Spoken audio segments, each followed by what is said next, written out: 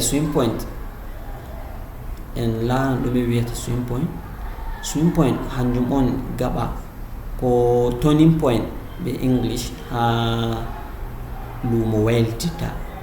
To lumo ɗo dilla uptrend ko dilla downtrend, to ha wayliti ɗo hanjum ɓe wiyata swing point. To eda lumo ɗo dilla uptrend, for example to lumo ɗo dilla bana banni, ɗo dilla uptrend na dinga waɗugo retracement seɗɗa banni, waɗa expanding, waɗa retracement, waɗa expanding. To haddede ha konayel ɗo ha watta kona haɗɗo ɗo hanjum ɓe wiyata swing point. haɗɗo ɗo laari konaji ɗo swing point. To ko lumo to ɗo dilla downtrend, for example to lumo ɗo dilla down banni, na dole ɗo dilla ɗo kona, na no dilla direct less ba. To ha watta konayel ɗo to tum ɓe wiyata swing point. Swing point ɗo haɗɗo ha kona jotta ɗi kona ni dilli dow ɗum yo, haɗɗo waɗi kona lori jippiti less o, hanjum ɓe wiyata swing point. To swing point guda ɗiɗi, wodi swing high, wodi swing low.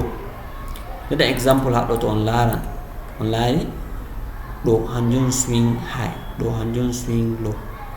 Swing high ɗo fe'a ha dow, kanjum ɓe wiyata swing high. To totton market to waɗi toning waɗan down seɗɗa, ko waɗan reversing waɗa downtrend, ha dede waɗi konno totton ɓe wiyata swing high. Swing low bo hanjum to market ɗo dilla less se waylitan, ha dede wayltiti seɗɗa ɗo totton ɓe wiyata swing low. To swing point bo candle tati on ɗo waɗa creating majum. Joni to on laaran swing high ɗo, for example on laaran candle guda tati, nda candle 1, nda candle 2, nda candle 3.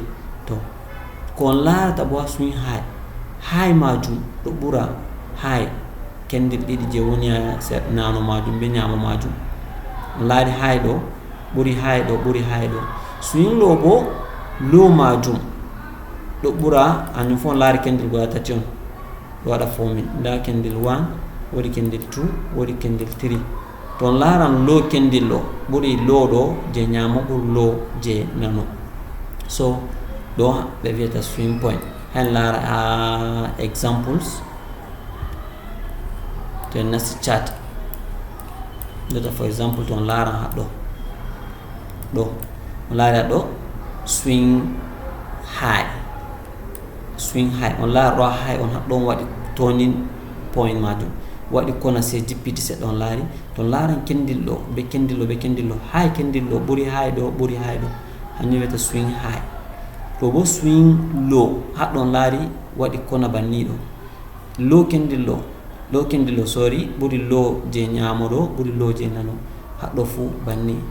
On laari example ji mai swing high, on laari low high candle ɗo ɓuri high ɗo ɓuri high ɗo, haɗɗo wari waylti ɗo bo on laari low candle ɗo ɓuri low ɗo ɓuri low ɗo.